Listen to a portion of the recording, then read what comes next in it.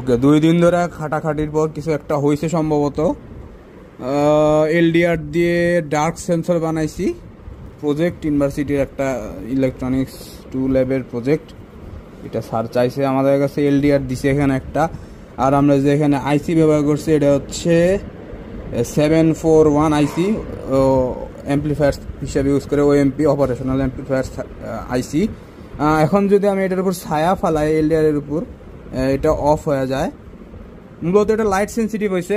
আমি যদি অন্ধকার করি রুম, অন্ধকার করলে মূলত এটা দেখা যায় অফ হয়ে যায়। আর এর উপর যদি আমি টর্চ ফালাই তাহলে এটা অন হয়। মূলত এটা লাইট সেন্সিটিভ হয়েছে এখন, মানে একটা কিছু একটা হয়েছে। যদি সবচেয়ে ভালো হতো যদি অন্ধকারে এটা জ্বলতো, যে স্ট্রিট লাইটগুলো যে আছে ওই প্রিন্সিপালেই, ওই জিনিসগুলো এই প্রিন্সিপালেই কাজ করে। এটার উল্টা, ওইটার উপর অন্ধকার পড়লে এটা মূলত হয়। এটার একটা ভেরিয়েবল আছে, ভেরিয়েবল ঘুরাইলে মূলত এটা ক্যালিব্রেট করা যায়।